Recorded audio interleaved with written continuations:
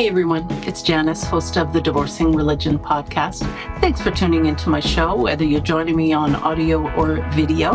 I've heard from some folks recently who have told me just how much the show has meant, and some of them have even found it not only to be life-changing, but life-saving, as they felt there was no one else who understood what they were going through, and they found the Divorcing Religion podcast, and they started feeling encouraged. Please help me keep my show on the air. Become a member by clicking the join button on the Conference on Religious Trauma YouTube channel.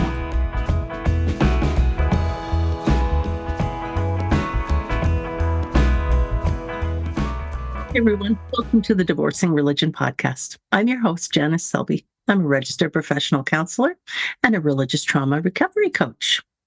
I've been getting to know today's guest, Betsy Nuismer, over the past few months after we were introduced by religious trauma pioneer, Dr. Marlene Winnell. I appreciate Betsy's humor and forthrightness, and I invited her on the Divorcing Religion podcast to talk about her work. Betsy Nuismer attained her master's degree in 2014 and became a marriage therapy specialist. Her postgraduate work included years of training and clinical supervision. Betsy and her husband, Scott, own a private practice called Hope Heals Counseling. They also run a nonprofit called West Michigan Marriage Center. Together, their aim is to help those who lack the access or ability to attend marriage therapy. When she's not engaged with her business, Betsy enjoys spending time with Scott, their son, and their friends around a bonfire, camping, fishing, hiking, and swimming at the beach. I particularly appreciate this statement from Betsy. One of the best parts of my work is when I get to see couples move from the pain of disconnection into the feeling of trust, hope, and love with their most significant person. That's so beautiful. Welcome, Betsy. Thanks. This is quite the intro. Yeah, you're really somebody. I'm so glad that you could join me. I've really appreciated our interactions in Dr. Winnell's Helping Professionals group, kind of a mentorship situation there with Dr. Winnell offering her own insights, and that's where we got to meet each other. And I've just really enjoyed getting to know you a little bit. So thanks for joining me here. Thanks. Yeah, you too. And I think people would be really curious to know about your background. So most of the folks on the show have had religion somewhere in their background. I also have interviewed folks who are still religious today, but probably most of them might find themselves in the agnostic or atheist category. But would you tell us a little bit about your story and how religion impacted your life? Sure. That is a big question, and it's hard to know the significance and the impact because of how all-encompassing it's been. So growing up, it was my place of safety and community. We would go to church every Sunday, sometimes twice a Sunday, usually every Wednesday. It was a really good place for me as a child, because I didn't really know much different, right? There wasn't anything outside of that. All my friends were Christian, went to Christian schools. Well, I was homeschooled for a while there too, up until high school. So yeah, it was all I knew, right? So going there was a beautiful place of community. And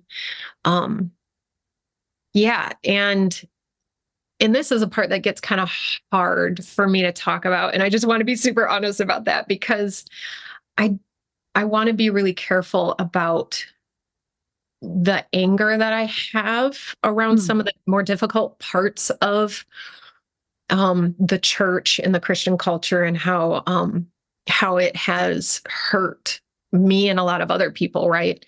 And I want to be careful about the anger part of that, because one of my main values, and this is something that I learned from the church, is love, unconditional love, and how that has not changed over the course of my life. And that has honestly, more recently, since moving away from being in the church, has deepened. So I want to be very loving. And I think a part of that is showing up authentically, which is why this is really hard for me, because I'm trying to balance, what does that look like? But I think it's also really important to step into that and to say, okay, let's do this, right? So as I grew up in the church, it was a really good place for me, a place of community and love. And then as I grew up, I kind of realized in getting more friends that were outside of the church that did not believe in Jesus as their savior. It was like, ooh, okay, I love like cultural diversity. That's a big thing. So like, you're diverse to me. So in getting to know these people, I realized how love, unconditional love, can also be found outside of the church. Yeah. And that kind of blew my mind because I was led to believe, or somehow I learned, I took hold of this idea that unconditional love, true love, can only be found within the Christian culture, the church, Christian people. And so realizing as an adult, and I mean, this wasn't like I turned 21 and started realizing this. This was, I was Right. 35 when I started realizing this, right? Yeah. That there is more outside of the church than what I knew. And so that kind of, good Christian girl, God, what is going on? Right. I went straight to God. What is going on? Help me figure this out. What am I missing here? And I did that for years and years, and the desperation kind of increased. God, what's going on? I'm looking for answers. I'm reading the Bible. I'm, listening to all these Christian podcasts. I'm trying to figure out, I'm asking friends and family, like, where do you, like all these questions that I never felt courageous enough to ask. I was going, and finally I was starting to say, like, I need to confront some of this because this isn't making sense now in the experience that I am seeing. And I mean, I was going to pastors too, and some of these pastors were honestly very beautiful in how they handled it. They were encouraging me to, look outside of the church culture and see, because there is more out there. That's surprising from a pastor. That gave me courage, though. That was what I needed to really be like, okay, I'm not going to go burn in hell if I'm asking these questions and confronting God with these things, right? Yeah. And then there was a particularly difficult period of time over the course of a year or two where I couldn't hear from God. And that was extremely painful, but good Christian girl, I still believed he was there, even though he couldn't hear from him, right? It's the whole desert thing. And it got to the point eventually where I said, you know what? I need you to prove yourself. Like, I need you to show up now. And I remember I went to my bedroom and I shut the door and I wept. I wept and I wept and I wept. And I said, God, it is now or never. I need you here. I need you to show yourself. If you are really here, I am here to listen. I am here to serve you. And I get teary-eyed because, like, it was everything for me. I gave my life. And it was one of those moments where it all of a sudden shifted inside of me, where it's like talking on the phone to someone you really love and care about and realize for the last 20 minutes, they had hung up and you're just talking to nothing. Like, that's how it felt for me in a way. I feel like it was a lot deeper than that. Right. But it felt like I just realized I'm talking to nothing. Oh, that wow. really painful experience. Super Wasn't painful. it, obviously. So it's not like I wanted to run away. It's not like I'm just worshiping my intellect or whatever, right? Like, this is a real profound experience that is throwing me, frankly, because this was a year ago. It's not like it was. Yeah, I'm still trying to make sense of it. Oh, yeah. And the profoundness of that loss really comes through in what you just shared and how you shared it. Thank you for being so open. And you use the word authentic, very authentic about that. And people who never believed in the first place, especially those who didn't grow up in it, they can have a hard time understanding, and sometimes they can even have a hard time being compassionate. But anybody who believed, as I did, as you did, is really feeling this with you right now as you talk about it, because we've had to make our own way on this journey.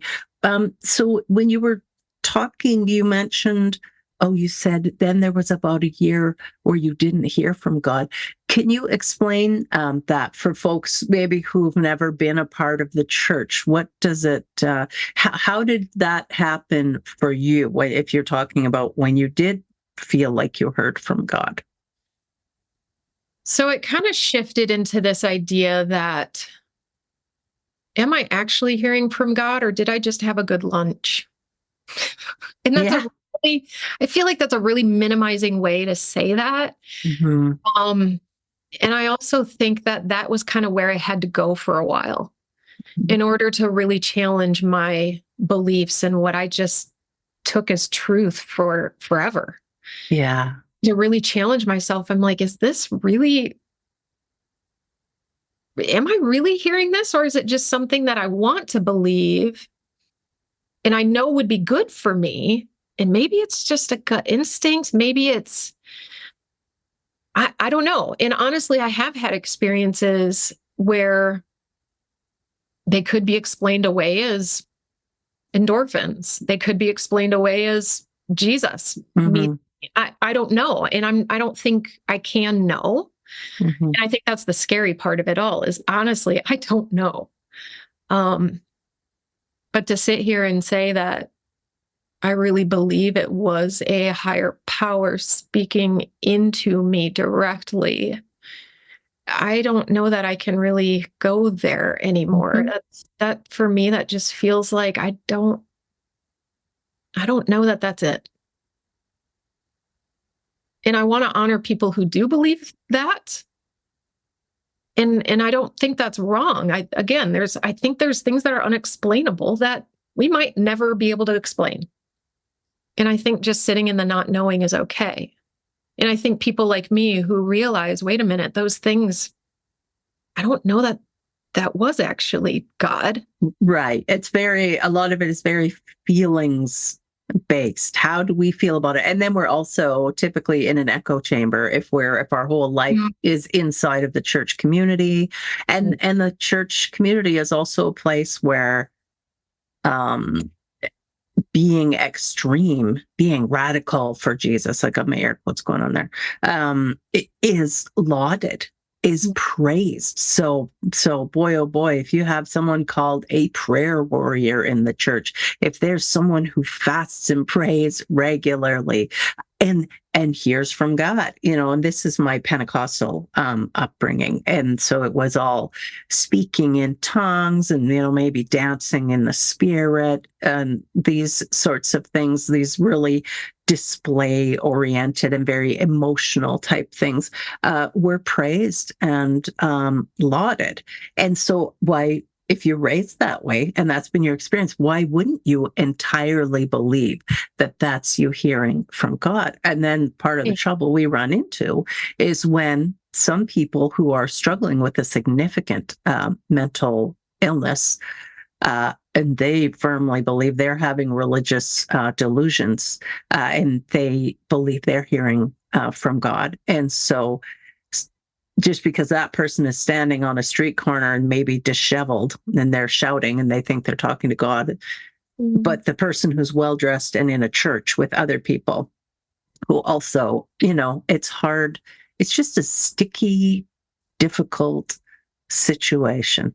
It is. And and how personally I kind of confronted some of that within myself, right? Because I had to step back and figure out, what do I actually believe? And noticing that all these things, all these beautiful things between people, like love, like authenticity, parents raising children with love and kindness that are Muslim or atheist or Mhm. fill in the blank, right? It made me sit back and think about, why are we as Western Christian, usually white, at least in my world, straight Mhm. people, why do we have it right? How arrogant is that? And so that's when I started to notice the wisdom and beauty of other cultures, and that maybe I could learn from them instead of me having to go out and teach them how to be. Right. Oh, Because I was wow. really into the missionary thing too.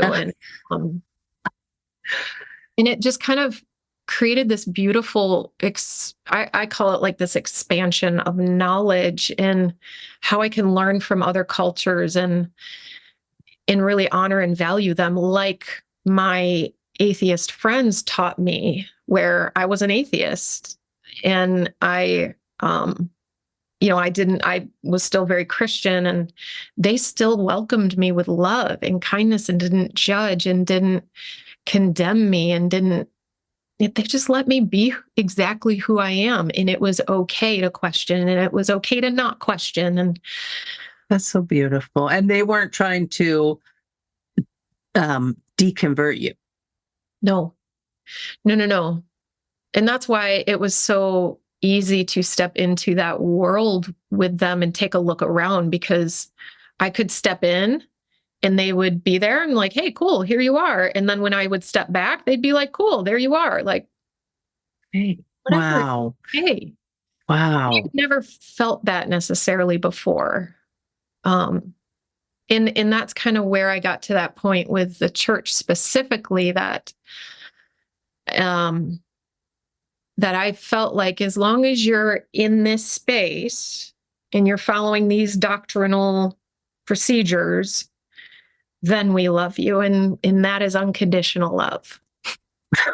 Except, With these conditions, right? And that's where the pain of it all came in, is it yeah. was so disorienting when I realized, like, I don't know that I can. And if I can, why does everybody have to? And is that really wrong? And if they can't, then shouldn't we still love them, because that's what Jesus is supposed to say? So that's kind of where I had to break from the church a little bit. Right. I don't know that I don't know that we've got it right here, guys.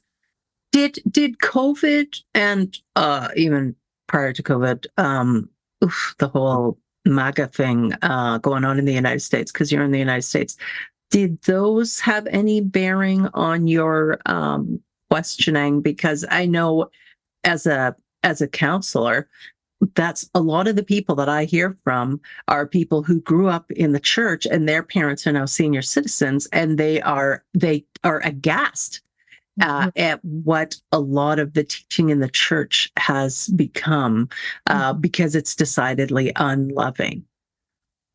Yeah, I would say COVID definitely influenced in the way that it gave me permission to not go to church. Yes. It wasn't more, I would still watch it online,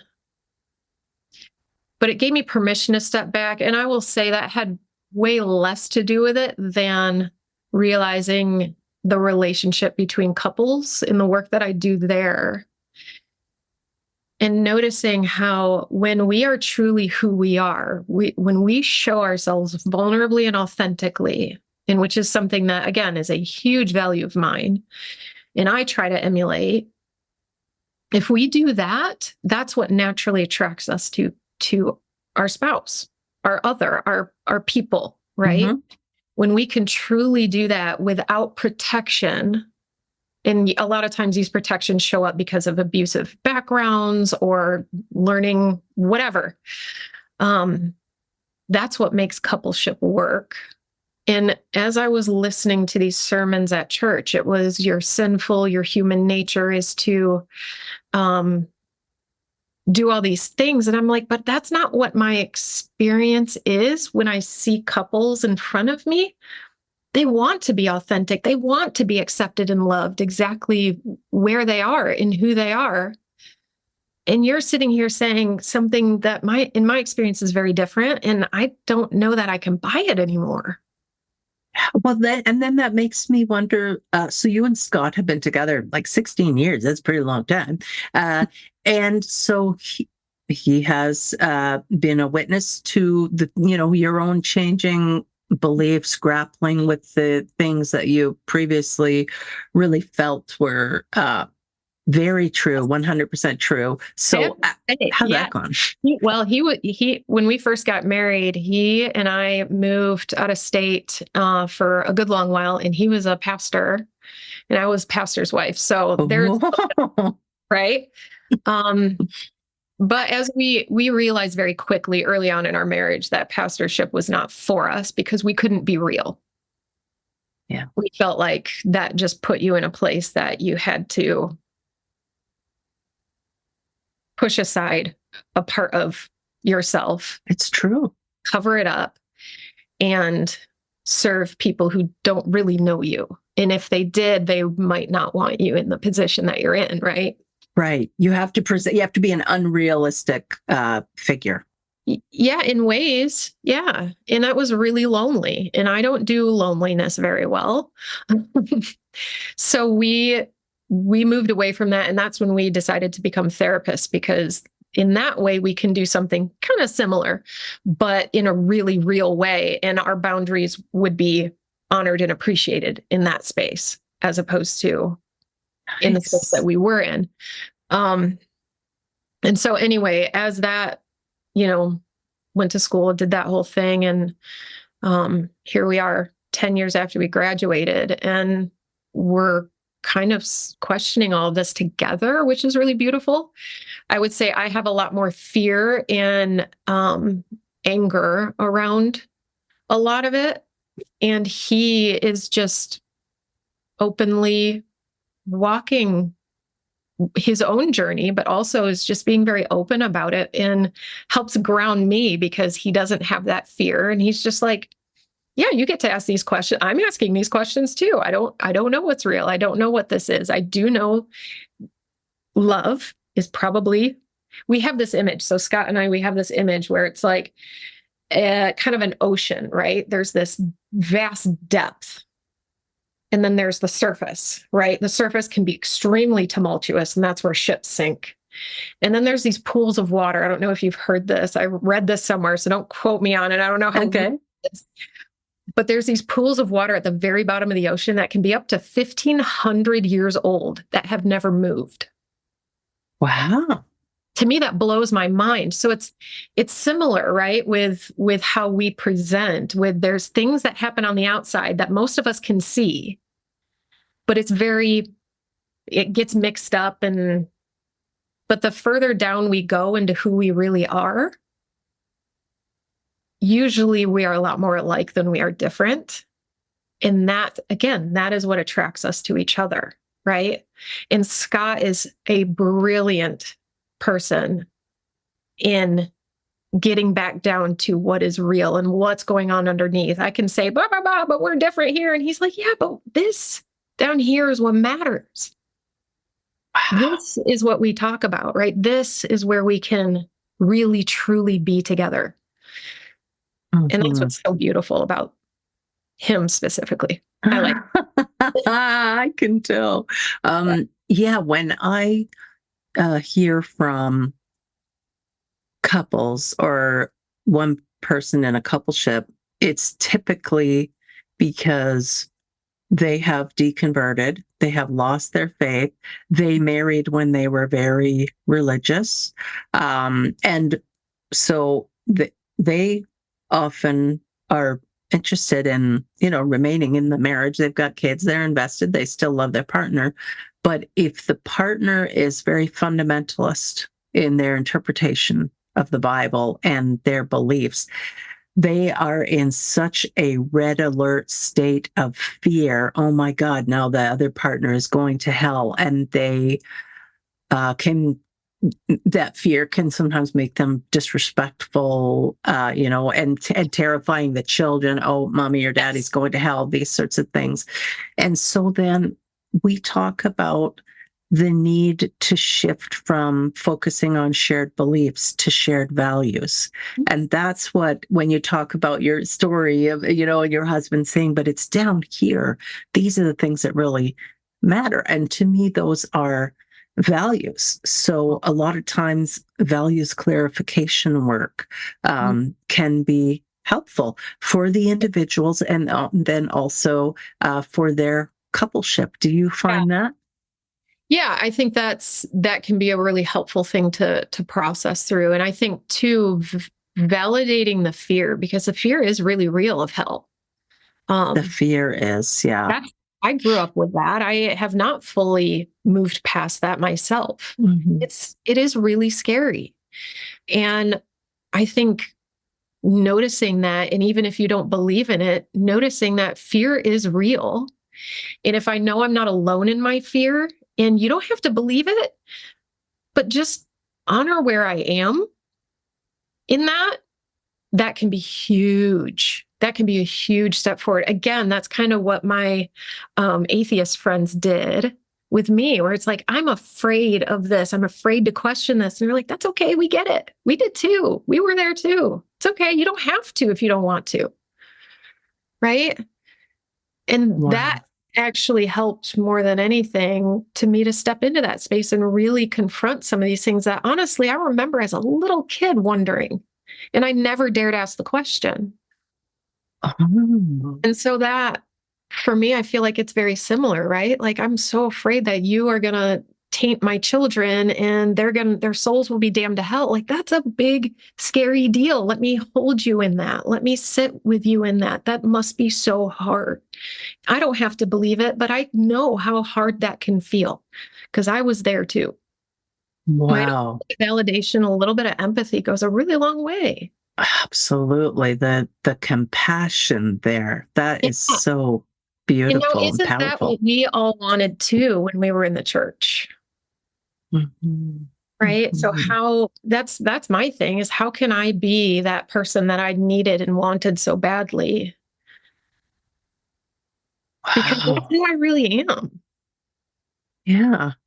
Yeah. It's interesting to me that you guys made the move then from being in pastoral role where you can't quite be yourself. There has to be a degree of being removed. It's kind of like royalty, the queen or the king. They have to put on a certain air. But as therapists, there's always the professional decorum that's there, but you are allowed to be yourselves and speak to people in a pretty real way. And honestly, I think just the way I do therapy too is it's vital to show that part and not to make it about me. That's not what it is. It's just, this is who I am and it's okay. You get to be you too. And I get to accept that because that's who I am. I accept the very bottom, scariest parts of you that are buried so deep in the ocean. No one's seen them in 1,500 years, but they remain unmoved. I will go there with you, right? Whether I believe it's real or not that to me, that is up here. It doesn't matter. What matters is your heart. I'm wondering, with the clients that you have, a lot of people in the United States are still religious. Do you work with religious clients and clients who are not religious? Absolutely. Yeah. Yeah. Most of my clients, I would say, are still very deeply rooted in conservative Christianity. And to me, it's not a problem. I still find value and beauty in biblical principles and values. And again, you dig deep enough, we all value very similar, if not the same things, right?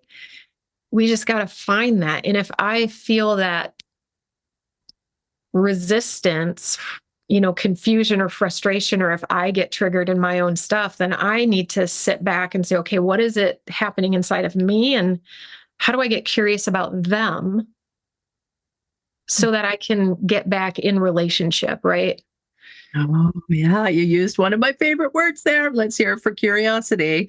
Oh, yeah.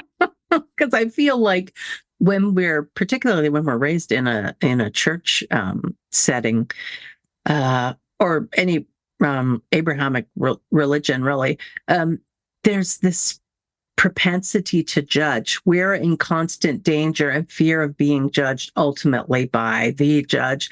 And we're constantly in a state where we have to be policing and judging ourselves. And of course, naturally, then that flows over into judging other people for what they're doing. And I spend a lot of time working with clients in my practice to take off the judge's wig, the judge's robe, and put on the detective cap and pick up your magnifying glass. Get curious, swap out judgment for curiosity. And that's whether we're triggered or when we see that another person is, experiencing being triggered. If we can meet people with curiosity and compassion, it goes so much farther. It opens rather than closes. Exactly. Yeah. And if I can't get curious, then I need to get curious about myself, because something big is happening within me that I don't have the openness to be curious about you, right? There's usually some fear that I have that's probably legitimate somewhere. Again, we dig deep enough, it's coming from something important. Mm-hmm. Mm-hmm. Do you and Scott, do you find that you encounter kind of betrayal trauma with folks who are coming into your practice? How do you deal with that? That's a very big question. What, can you be more specific? Because I feel like that would be a 400-part series right there. Sure. Yeah. So I think most people, when we think of acts of betrayal, we're thinking of someone stepping outside the bounds of their marriage agreement or the relationship agreement. In other words, we think in terms of someone who has cheated or had an affair. But that's not all betrayal is. For those of us who are coming out of a religious background, I use the phrase divorcing religion, there can be an element of betrayal that we feel too, because we were absolutely indoctrinated from birth, a lot of us. And then that was affirmed and confirmed by the religious community we were in. And so we believed it 100%, and we're often discouraged from doubting or questioning. You don't want to be a doubting Thomas. And so then we get out into the real world, like I got my air quotes going, or world outside of the church. And we see that there are things that are true that we were taught were not true. And then there are things that aren't true that were taught were true. And we can feel betrayed by that. So I don't know. It looks different in the confines of a relationship betrayal, but I feel like that's a thing that people have in common. Mm-hmm. Yeah. Yeah. I like that. That is that. Yeah. And it's very true that this betrayal of feeling like I was lied to and I was deceived. And you can't really point the finger at any one person. Maybe you can. I can't. Because honestly, everybody that I look back on had really good intentions. Right. Doesn't necessarily excuse the pain, right? Mm-hmm. And I think there are a lot of well-meaning people that are accidentally, with the best of intentions, hurting people. Right. Right. I think we do that no matter what kind of relationship we're in. We're going to be doing that. So how deep do you want to go into yourself? Right. Yes. Yeah. And even just as adults, we can even have a sense of that sometimes with our parents. I'm sorry to say, parenting does consist of screwing up our children. That's just part of it, because we don't have that crystal ball. All we can go on is knowledge to some degree and the best of our intentions. We're basing our decisions on love. But if that love has been hijacked and fear becomes the overarching theme of the love, then that can make for a lot of pain.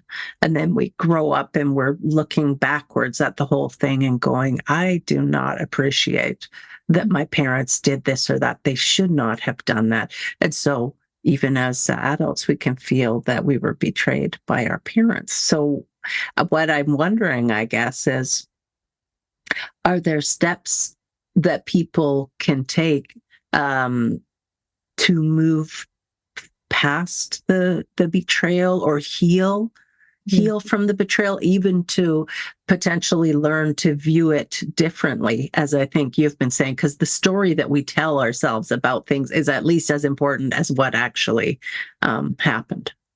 Yeah, again, I think first and foremost is get curious about yourself, right? Why is there anger there? And honor that. You were hurt. You're lost and confused now when maybe you shouldn't have been, or didn't want to be, at least, right?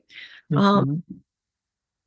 And I think there's a part of growing up, no matter what culture or belief system you're in, that you're required to figure it out on your own at some point. Like, you really do have to question things and figure it out. And to learn how to do that at such a old age can be really painful. So to get curious about all of that and what's happening inside and why it's there, and be soft to that part of you that's angry and questioning and confused and lost and afraid. Because usually what's anger is about, usually it's some sort of protection, right? I have that. I talked about that at the beginning, right? I still have waves of that, and it's hard. It's hard not to show up with that sometimes when I'm in these spaces talking about this, but I know it's a protection because I don't want to be hurt. And I'm afraid I'm going to be hurt. I'm afraid I'm going to be rejected by my community, by my family, by friends, right? I'm afraid of that. And it's scary. It's really scary to show up authentically. Yeah. And we know that anger also can indicate a boundary violation, and that does happen. And the other thing too, I think you've just touched on it, is the idea that fear can kind of present as the flip side of anger. And the way I think about it is a parent's child is about to run into traffic to chase after a ball, and the parent is able to grab the child by their coat or their arm or whatever, and they pull the child back, and then, they say, what's wrong with you? Why did you do that? Don't you know how dangerous that was? And so it's like anger erupts out of the parent, but it's absolutely based on the fear. They almost lost that child. So sometimes when people present with anger, it can be helpful to look at, I wonder what they're afraid of in this moment. Anger, yes. Anger is absolutely an indicator of something important happening. And that's where the curiosity comes in. Why is it there? Right? Because if we stay in anger, that's going to be a problem. That's going to decay us inside. Right? We're going to stay in resentment and be lost to that forever. But if we start to slow down and get curious, I kind of like to use the analogy of, it's like you're driving down the highway in a car and you see something, your check engine light, for instance, starts beeping. And do you ignore that? Do you say, oh, whatever, it's not a big deal, right? It itself is just an indicator of something going on, that maybe you should pull over and look under the hood and see if it's safe to keep driving, because it might not be. But if we just ignore it, that's going to be a bigger problem down the road, right? Mm-hmm. Yes. Interestingly, so I did quite a bit of couples work before I kind of started specializing in religious trauma recovery. And a feature that seemed to show up with some regularity was women would leave the wives would leave and they would say to the husband, I warned him. I told him over and over again. But to the husband who would come in, he would just be totally shocked. Like he couldn't believe that she actually left. And I'm going, there are significant differences in communication. The message got lost somehow in there because the partner was telling you in some kind of way that they were reaching the end of their rope. Now, I felt like clients started couples therapy too late and then they quit too soon, after they'd been married for 20 years. And after 4 or 5 sessions, they're like, well, you haven't fixed our marriage. So, we're, this isn't working. But what's it like for you when you guys have clients come in? Is there hope? There must be hope for relationships. As long as both parties are willing and both parties show up, there's got to be some kind of hope. Yeah, I tend to be overly optimistic when it comes to that. But again, I'm trained, right? I've been doing this for so many years that I can see past the pain and the hurt, what's on the outside or the waves that are going on. I can see past that sometimes into, at least when I am able to sit with them for at least a couple of sessions, I can see down into what the longings are. I want to be heard and held and seen. Right at the bottom of everything, of every human being, we want to be heard and held and seen. And if that's not happening on a consistent basis, especially from a person I'm supposed to be getting it from, ouch. So you better believe I'm going to be shooting off some flares or shutting some things down and moving away or nagging and whatever word you want to use to get the attention of my person. Mm-hmm. Right? Mm-hmm. And that's what that looks like. So the behaviors aren't necessarily excusable, but what's underneath that longing and the way you're trying to get your longing met, I mean, that's all there for a reason. So what I do is instead of using it to divide couples, I'm like, hey, look what's happening. Let me show you.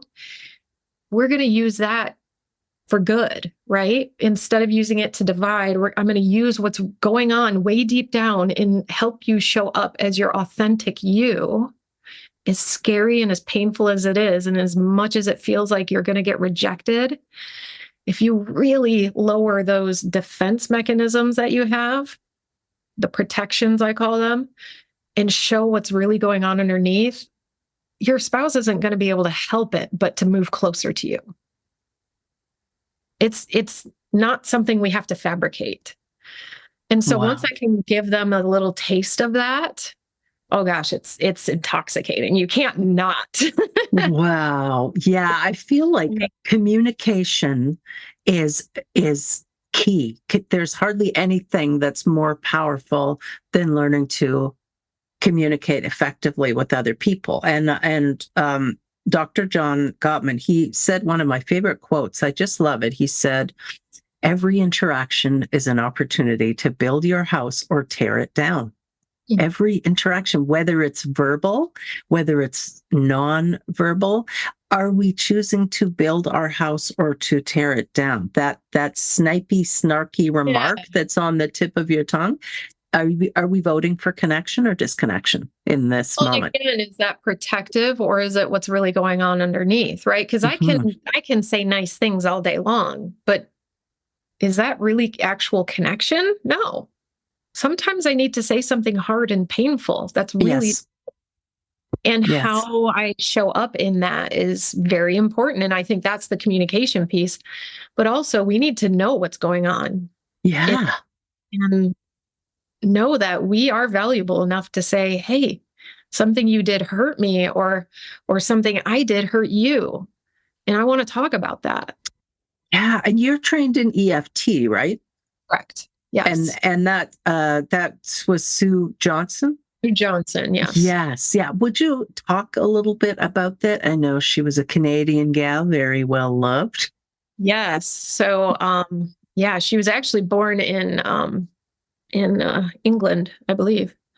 But it's funny. She had the cute British / Canadian accent a little bit. Yeah.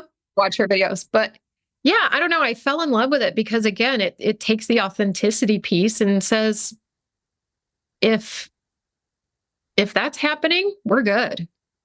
Which to me, I'm like, good. Finally, it's someone that I can actually be real with and why I value it so much. And it works. And she's cool because she took the science of how our biology works and used that to say, see, we're meant to be in coupleship. We're meant to be together as a human species, and it's beautiful and it works. And here's why it works, and here's how it works.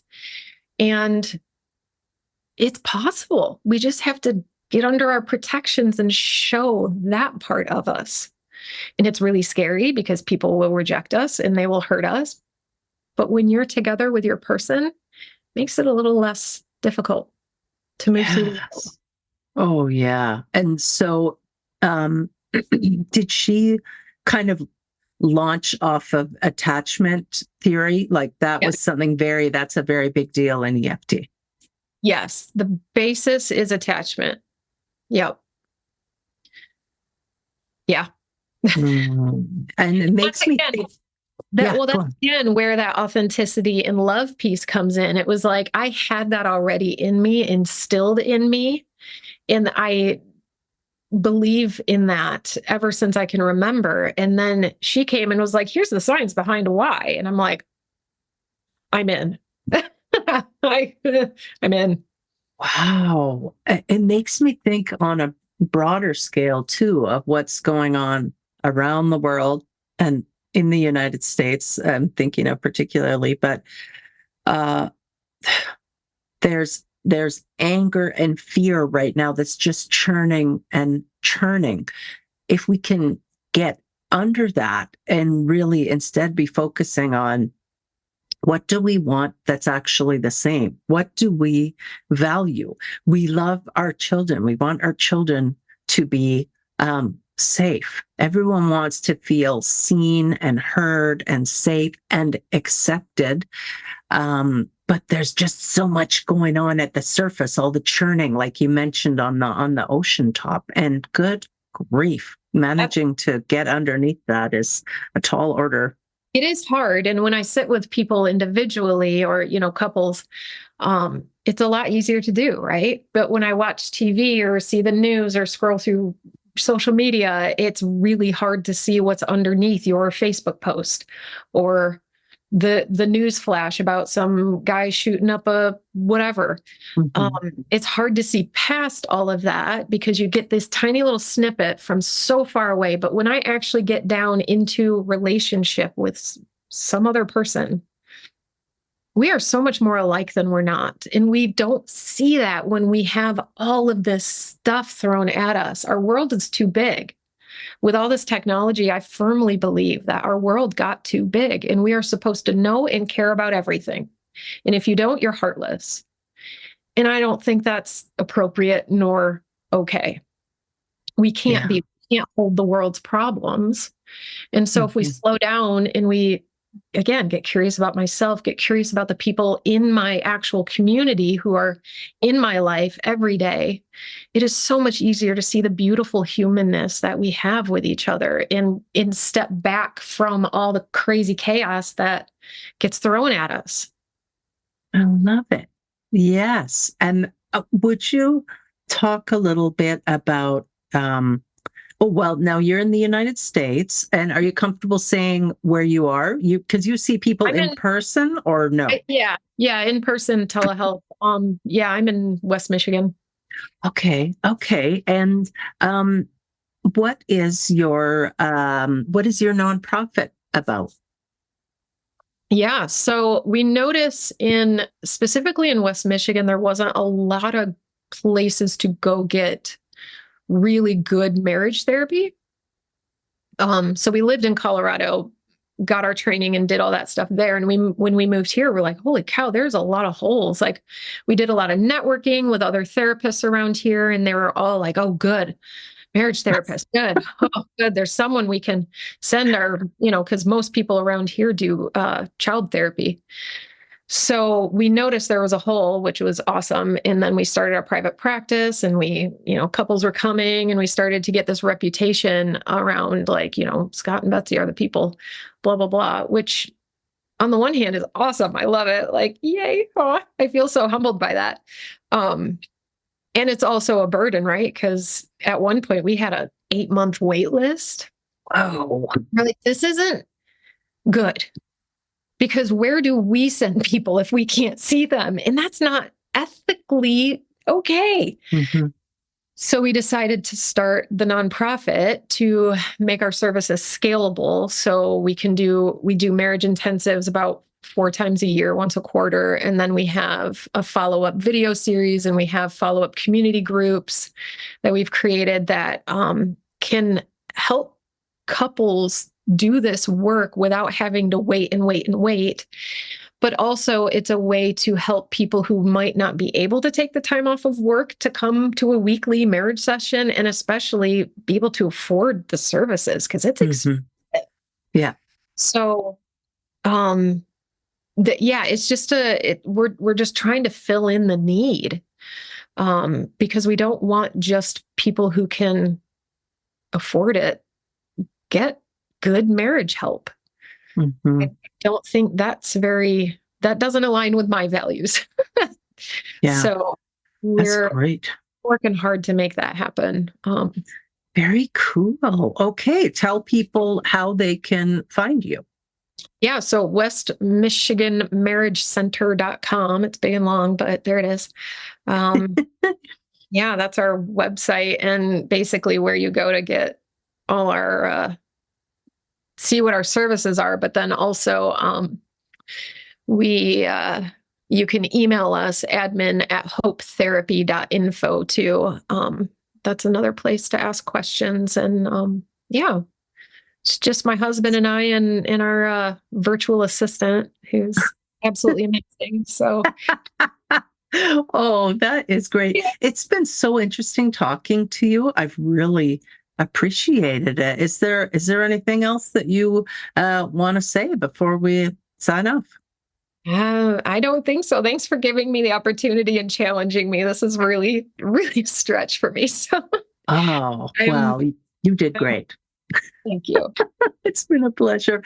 Thanks, everyone, for tuning in this week to the Divorcing Religion podcast. And you can reach out to me at divorcingreligion.com. Take care, everyone. We'll see you again soon.